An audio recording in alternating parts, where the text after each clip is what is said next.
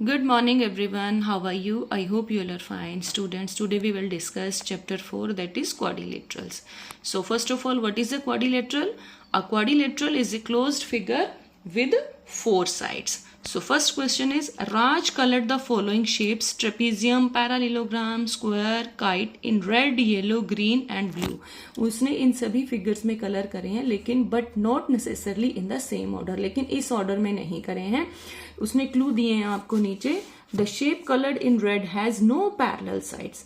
जिस शेप की कोई भी पैरेलल साइड नहीं होती उसमें उसने रेड कलर किया. तो ये किस में होती है? काइट में. तो इट मीन्स उसने काइट में यहाँ पे कौन सा कलर किया होगा? Red. The shape with each of its angle equal to 90 degree is not yellow. और जिसमें हर एक एंगल 90 डिग्री होता है उसमें उसने येलो कलर नहीं करा है. तो ये किस में होता है? स्क्वायर में. Next, the shape with 2 pairs of parallel sides is not green. Parallel sides किसमें होती हैं? 2 पेयर्स किसमें होती हैं? स्क्वायर में और पैरेललोग्राम. इसमें उसने ग्रीन कलर नहीं किया. तो बचा मेरे पास क्या? ट्रेपीजियम. तो इट मीन्स उसने ट्रेपीजियम में ग्रीन कलर किया होगा. तो एंड में मेरे पास क्या बचा? फाइनली उसने स्क्वायर में डेफिनेटली ब्लू कलर किया होगा और पैरेललोग्राम में येलो कलर किया होगा. So that's why my answer is B. Number 2, how many quadrilaterals are there in the given figure. इस फिगर में कितनी क्वाड्रिलेटरल्स हैं? अब देखो बेटा, मैं इसमें आपको हिंट दूंगी. जैसे कि ये देखो 1, ये पूरी है 1. अब इसको देखो, ये यहां से लेके यहां तक सेकंड क्वाड्रिलेटरल. ऐसे ही आप इसके ऊपर देखो ट्राइंगल बनी 1 2, ये इधर से गई यहां यहां यहां 3. तो मैंने 3 तक आपको क्लू दे दिया. एक बार फिर से रिपीट कर रही हूँ. देखो ये बाहर जो आउटर स्क्वायर बना हुआ है पूरा, फिर ये नीचे देखो ये भी एक क्वाड्रिलेटरल बन रही है 4 साइड्स. अब यहां से टिप से देखेंगे, यहां गई यहां यहां यहां, इसकी भी 4 साइड्स बन रही. तो 3 तक मैंने काउंट कर दिया. इसमें आपको जो आंसर आएगा दैट इज 11. इसके आगे आप सेम इसी मेथड से ट्राई करना. ओके, नेक्स्ट देखिए number 3, how many rectangles are there in the given figure. ये आपको एक फिगर बनी हुई है, इसमें कितनी रेक्टेंगल्स हैं नोट दिया है. For the purpose of this question please count all square also as rectangle. इसमें जितने स्क्वायर बने उनको भी हमने एज ए रेक्टेंगल काउंट करना है. देखो बेटे, मैंने इसमें ना नंबरिंग कर रखी है आपको समझाने के लिए. नंबर 1, ये देखो नंबर 1 यहां से यहां यहां फिर यहां 1, ये 2 कैसे, ये फिर यहां यहां 2 3 4, ये 5 मैंने ऐसे बनाया. ये पूरा इसको यहां से लेके यहां तक 5, ये 6, ये 7 और ये 8, इतनी वाली यहां से लेके 8. और अगर इस पूरी को मैं लेती हूं तो ये बन गई यहां से लेके यहां तक 9. और ये पूरा आउटर बिग 1 ये बन गया 10. तो इसमें टोटल कितनी आएंगी? 10 आएंगी. ओके, नेक्स्ट क्वेश्चन देखिए. In the given tangram how many quadrilaterals are made with exactly 3 coloured tiles. So first of all, what is tangram? Tangram क्या होता है? It is just a Chinese puzzle. तो इसके बारे में आई होप आपको सभी को पता है, लेकिन इसमें ना कलर टाइल्स बोला हुआ है ना. तो इसका आंसर है वो है 3. इसमें अब यहाँ पे हमें कलर क्लियर नहीं हो रहे हैं, तो इसलिए आप इसको आंसर इसको 3 टिक कर लेंगे. Okay, Number 5, below are 3 families of shapes and a set of property cards. A property card should be placed into a family if the property applies to that family. A single property may belong to more than one family. After placing all the property cards, which family will have the maximum number of properties? अब हमने बताना किस family के पास सबसे ज्यादा property है. Rectangle family, square family and parallelogram family. ये मेरी ऑप्शन है. कार्ड ये लिखा हुआ. अब इस कार्ड को हमने ध्यान से अच्छे से स्टडी करना है. देखो फर्स्ट क्या लिखा है? All sides are equal and all angles are 90 degree. तो ये किस में होता है?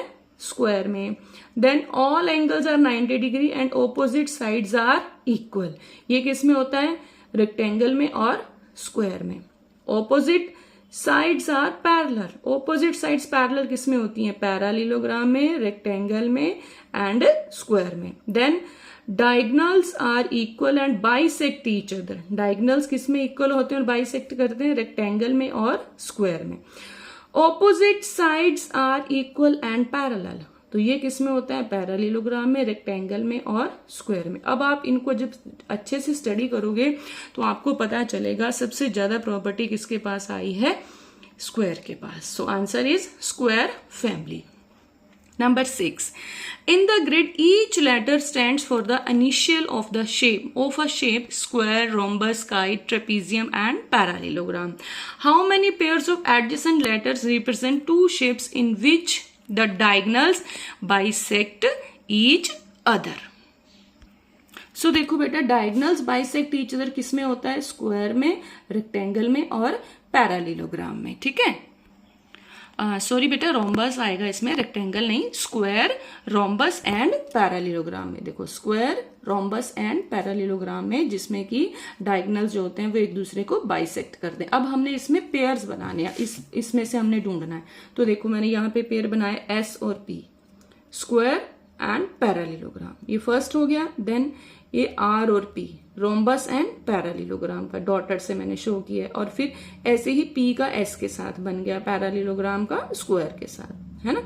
ऐसे ही यहाँ पे पी और आर डॉटेड में शो करा है मैंने, और फिर आर और एस. तो ऐसे मेरे पास टोटल कितने पेयर बन गए? 5. ओके, नेक्स्ट देखो, number 7. Find the option that does not belong to the elements in the given set. Set क्या है? Angle between diagonals of a rhombus, each angle of a rectangle, each angle of a square. तो हमें यहाँ पे पहले हम check कर लेंगे. Angles between the diagonals of a rhombus जो होता है 90 डिग्री, रेक्टेंगल का each angle is 90 degree, each angle of square is also 90 degree. ये आप सभी को पता है. First option, angle inscribed in a semi circle, इसका मेजर होता है 90 degree. Half of the sum of the opposite angles of a cyclic quadrilateral. बेटे आपको पता है ऑपोजिट एंगल का सम एक साइक्लिक क्वाड्रिलेटरल में होता है 180, लेकिन उसने हमें यहाँ पे बोला हाफ, तो 180 का हाफ कितना हो गया? 90 degree.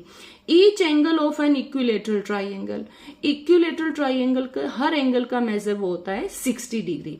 Angle opposite to the hypotenuse in right angle triangle, right angle triangle में हाइपोटेन्यूज के ऑपोजिट जो एंगल होता है दैट इज 90 डिग्री. तो इसमें से कौन सी जो बात है जो मैच नहीं हो रही? देखो, सभी में आंसर 90 आ रहा है, लेकिन यहाँ पे each angle of an equilateral triangle 60 degree. So this is your answer. Okay, number 8. Which shapes from the given options will not form a quadrilateral when any two identical shapes are joined along any one of their sides?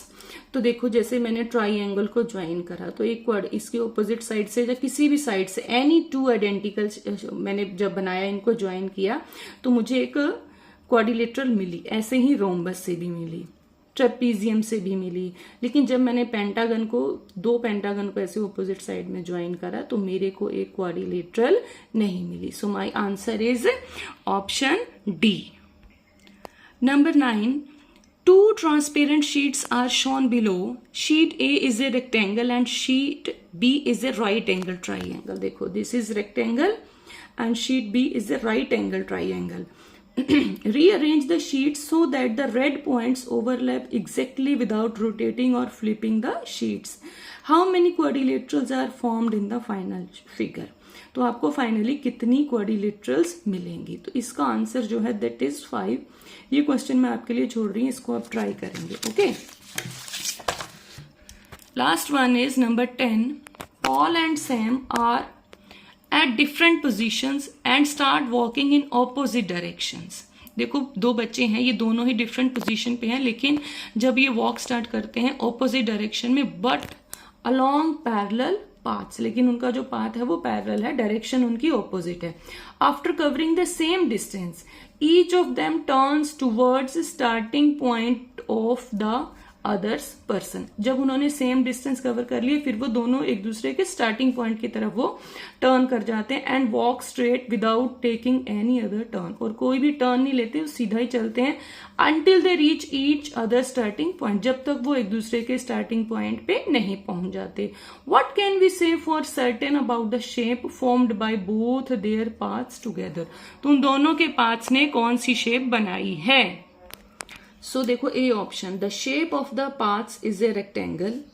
It has no lines of symmetry opposite sides are of same length, both options A and C. तो मैंने देखो इसमें C option को tick करा, opposite sides are of same length.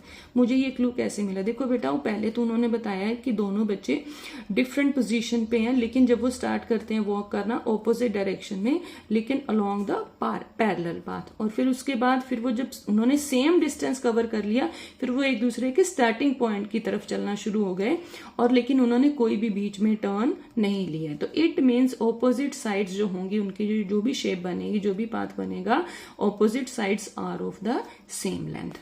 Okay then, bye बेटा, take care.